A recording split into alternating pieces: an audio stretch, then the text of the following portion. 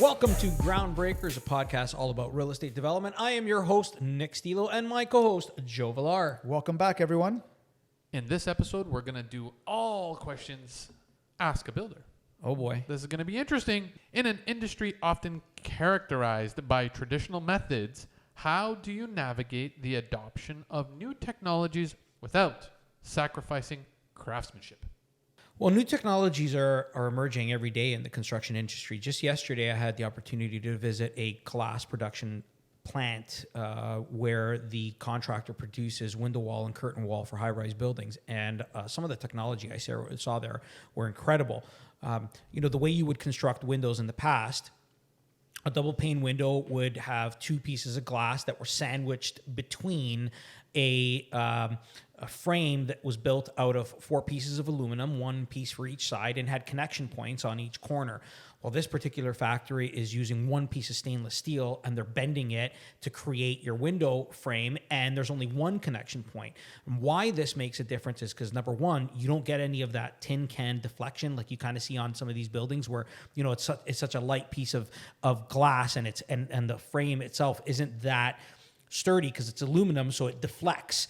Once it's on the building, you don't get any of that. So structurally, it's much more superior, and it's only got one connection point in its frame. So you're going to minimize any type of leaking of argon value or argon gas that's inside that assembly. You're going to be much more superior in your waterproof of that assembly. I mean, we've seen windows leak before, and you got to go back and fix them or caulk them or take them out completely, depending on the construction of the window. So in this particular case, this contractor is actually not charging a significant premium over what we're used to seeing, but the technology that they're employing is much, much better than traditional windows. Now, that's just one area. In another area, we've got precast buildings that are going up at a rapid pace, and precast seems to be the new go-to of how to construct a building. So in the past, you would bring forms on site. You would quite literally build out of plywood and 2x4s. You would build forms, and you would form your walls and you would form your floors, and then obviously they got more sophisticated, and they started using actual fly forms and different methods of constructing these forms that are used to pour concrete onto, and it's called cast in place because you were building it in place. You're casting that concrete in place of the project. Now we're using precast. We are building vertical walls in factories and in controlled environments. We're building floors, hollow core systems in factories, and they're being shipped over by trailer, and they're being assembled like a jigsaw puzzle, really. So these are new technologies that are coming up every day, and I really don't think that they're sacrificing craftsmanship at all. In fact, I think they're making craftsmanship even better. Wow. That's sensational. Do you agree? Well, at the end of the day, when it comes to construction, a big factor for us is climate, weather, right? That can be an impedance on the construction, on the schedule. So to reduce that risk, technologies are coming out where things can be produced in controlled environments to ensure that the schedule doesn't get compromised, right? And this is the way we're headed. Wow. Okay, so Joe, let's stay right with you, okay? How do you balance the need for innovation with the preservation of heritage and historical buildings? Oh, we can talk a lot about that. Can we? Absolutely. We were innovative in Oakville. We attached a heritage building to a new construction structure. We attached 100, and at the time it was 113-year-old structure to a brand new structure. So we disassembled a home brick by brick. We cataloged it, we stored it, and we are in the process of reconstructing it back onto this building. That's very innovative. You are salvaging a piece of history, and you are reconstructing it rather into a new building. Yeah, you're integrating it. You are integrating it. Yeah, and that in itself is huge. Absolutely. That's a preservation of history. How old was 113 years old. Wow. When we took it down, it was 113. So, did you have to ask anyone, hey, what can we do to make sure it's not going to completely collapse? Well, absolutely. We had engineers that were working with us to make sure that the structure was capable of withstanding it being disassembled without completely collapsing on itself. We knew that the roof structure wasn't very sound, so we took care of that during construction. We disassembled that first, and then we started brick by brick and windows. And what do you mean by disassemble? Well, because you can't demolish a heritage house. You can't just bring a bulldozer through it or a wrecking ball. You need to disassemble it. In our case, we were able to disassemble it. I know, for example, downtown on Mercer Street, Madison Group is building the Nobu, and the Nobu's got a huge heritage structure that was preserved. And that one there, they couldn't disassemble. So what they did is they supported it from the back, and they kept it in place while they were constructing Twin Towers. Yeah. It's a pretty painstaking procedure because it's removed brick by brick. Every brick is categorized and cataloged and recorded. And then for storing, there's a particular process to store this stuff too, to make sure that it doesn't get affected. That's actually a really funny thing about the Heritage Society, is that when you're disassembling it, they require you, and it's stipulated in your agreement, they require you to store bricks on 2 pallets, so you're 8 inches off the ground, and covered with like a duck feather blanket or whatever it is, goose feather, yeah, or something. Whatever. And the funny part, and it needs to be indoor in a controlled environment. And what makes me laugh is this building stood the test of time for 113 years before we disassembled it, and now all of a sudden we need to protect the brick. It was outside for 113 years, but it is protected, and it is going to be a very intriguing look, because you already know based on your drawings how it's going to be. Yep. But now it's come to full fruition. It is coming together. And before we jump on the next question, what will people be allowed to do in this heritage section of your building? We've dedicated that space as a co-working space. So people come in there.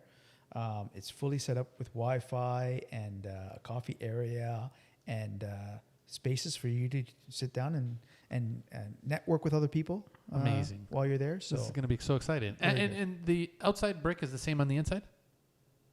No, there's no exposed brick on the inside. No. So how is it finished? Because it's a 113-year-old building. So we are only required to finish the exterior of the building as per the heritage. As long as the outside is maintained. That's correct. Not the inside. No, on the inside we were able to do pretty much what we wanted to do. Joe, can you share a project where you had to overcome significant logistical and regulatory hurdles, and how did you manage to successfully navigate them? That's every project. Yeah. Every project has its own nuances. Every project has its own challenges. Like here, I'll tell you a story. Every project is a prototype. Like that is very true. I say that often. Every project is a prototype. It's built one time for the first time, and all the kinks get worked out afterwards. You can actually have the same construction crews from one site to the next, and it'll still be a very different building, because even the same construction crews won't have the exact same trades repeated from one site to the next. So you're going to have different trades, different ways of putting things together, different ways that the actual men and women put it together. It just never comes out 100% the same. So every project is a prototype. But to touch on that regulatory matter, for example, at Old Bronte, we had gone through zoning and site plan approval. We were almost site plan approved. We were in our permitting process, and we were in our second round of comments and permits. And during a consultant meeting, one of my consultants points out to us that there is hydro lines that are over the future proposed sidewalk. And when we started to really look into this, we realized that Oakville Hydro was flying their hydro lines over our property. So when we asked Oakville Hydro what their intent was for those hydro lines, they said nothing. Move your building.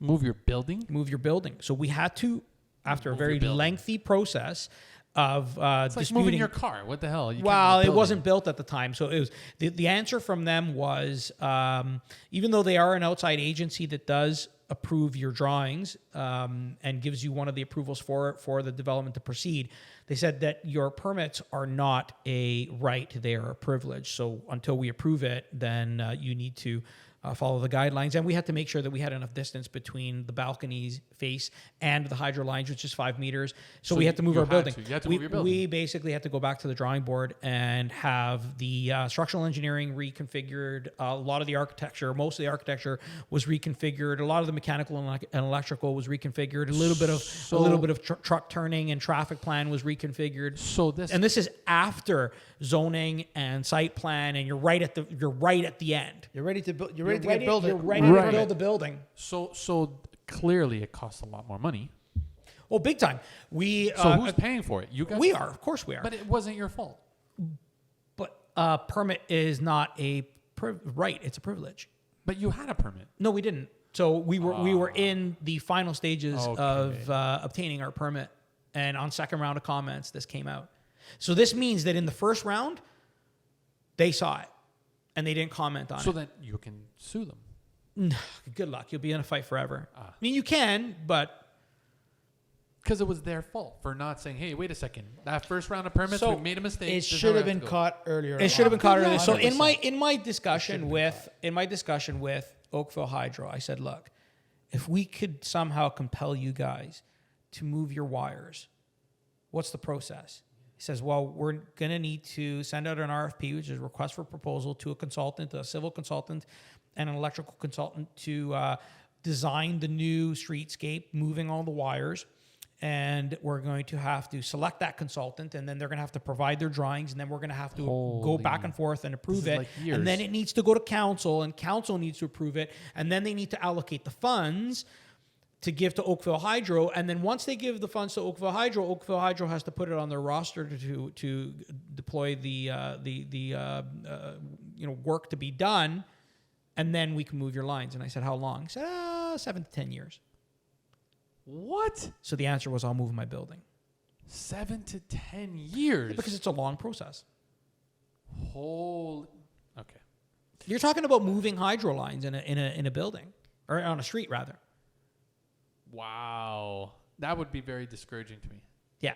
I'm sure you guys were very discouraged. We were very discouraged. So what did it cost us? It cost us about $350,000 in soft costs. Yep. We missed a DC increase, which cost us another approximately $1.1 million. Yep. And we lost 2 construction contracts, which cost us another $3 million. Yeah. And how much time? A year. So a year and about $4 million in cost of the project. Be a builder, they say. Yeah, that's right. Be a builder. Be a builder. Yeah. That's a good takeaway from this episode. Be a builder. Yeah. Wow. So right then and there, this is millions of dollars plus a full year of nonsense that should not have taken place. And keep in mind, because they did not do the due diligence. Keep in mind, if this was a condo and we would have pre-sold those, how would we absorb that $4 million? It might make the project no longer financially viable, and then the project's a dud, and then you've got to return your deposits and start again. Then at that point, you would have taken them to court. Even still, it'll take you years. The legal system doesn't take months to resolve itself. Going to court and litigating somebody takes years. So this is a great segue to my next question, Joe. Construction projects can be prone to delays and unexpected challenges. How do you maintain client trust and satisfaction when facing such obstacles and adversities? Communication. Mm-hmm. You need to keep. Tell me about it. You need to keep your end users in the loop of communication constantly, because things happen, life happens, right? So when things happen, as long as you keep that communication chain open and keep everybody informed as to what's happening, then that builds trust. See, that's scary right there, because now you're hoping that your tenant or future tenant is going to have this understanding approach, right, and not this, what are you talking about? I planned this, you planned, now you're screwing me and all that. Yeah. So you're absolutely right. Communication has to be from day one. From day one, you need to be transparent. Yeah. As to what the challenges are, and once you communicate those challenges, then that builds a relationship between yourself and the end user. So because you're doing an apartment setup, right? It's an apartment. How many? 135 residential units. Okay. In Oakville. So that means that those people that have already registered, if anything comes up, like a delay from spring to summer, you have to say, hey, look. Absolutely. We're going to be delayed. We're going to be delayed. It's not that we want to be. That's right. We just unfortunately are. No, so we definitely do not want to be. Of course. So you're saying that the number one thing is always be transparent, no matter how painful it's going to be. Okay. Yeah. Nick, as the industry evolves, what measures do you take to ensure that your workforce is equipped with the necessary skills and training to meet your modern construction demands? Can't answer this question because it's not Why? my work. It's not my workforce. It's We my had this discussion the other day. It's my trade contractors. It's not up to me to make sure that they have all the necessary tools for them to build. That's why I'm hiring a company. So technically, that's the answer. You're hiring a company. I'm hiring a that drywall you company hope that knows what they're doing. I'm not putting drywallers on my site. I'm hiring a drywall company that's putting their drywallers on site. I'm not an electrician. I'm not putting my own electricians on a site. I'm hiring an electrical contractor to do the job according to the drawings. And then they hire who they feel would be a good They fit hire their for own your building. employees. So your responsibility is to say, I like this company. They're credible. I'm sure they've like. How We've do you, worked with them. How do you do research? That's actually a really good follow up to that question. How do you do the research? So you know? talk to other project managers in the city, other developers that you know that have used them. You talk to other construction management companies that have used certain trades, and you can do a little bit of due diligence there. But I mean, ultimately, the best way that you can judge a trade is to work with them. Very interesting, Joe. Let me ask you a question. Yeah. Are financing and design hand in hand? Do they equally take a pivotal point in building anything? What's more important? Do you think they're equally important, or is financial the most important? No, they're equally important. Okay, why? They're equally important.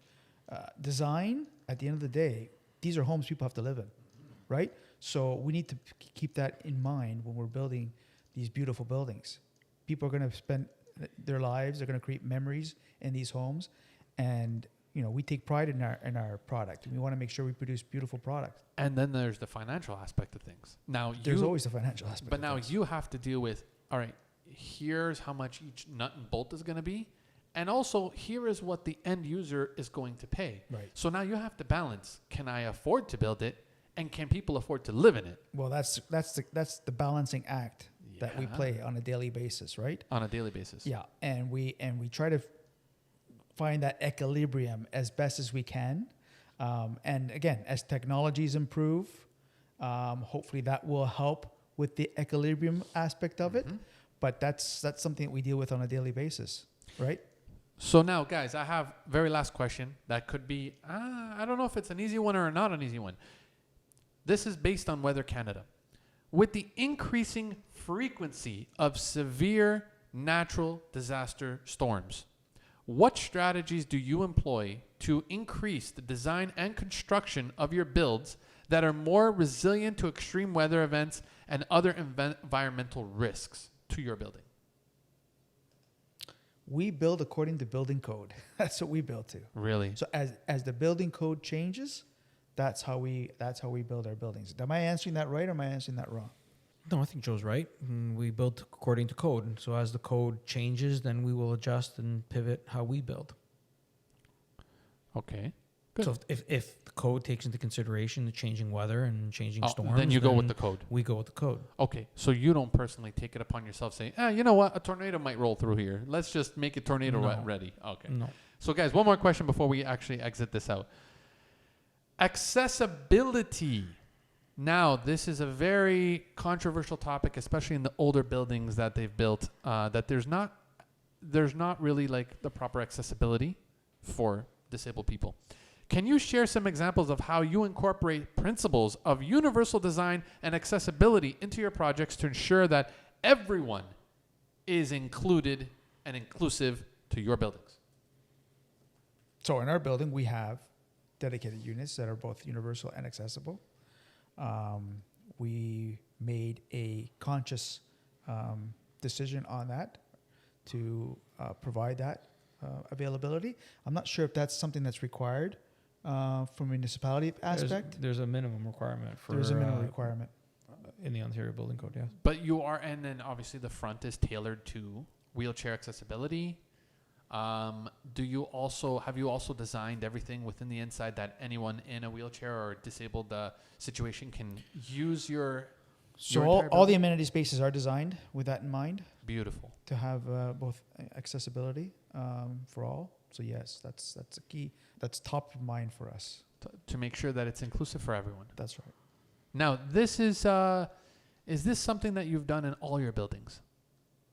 Up We've until now, maintained the minimums, yeah. In Oakville, we exceeded the minimums. For the old Bronte.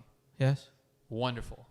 Now, last but not least, if they had to find us, where would they find us? info@oneurban.ca and oneurban.ca across our website and social platforms. And with that, thanks everybody. See you next time. See you next time.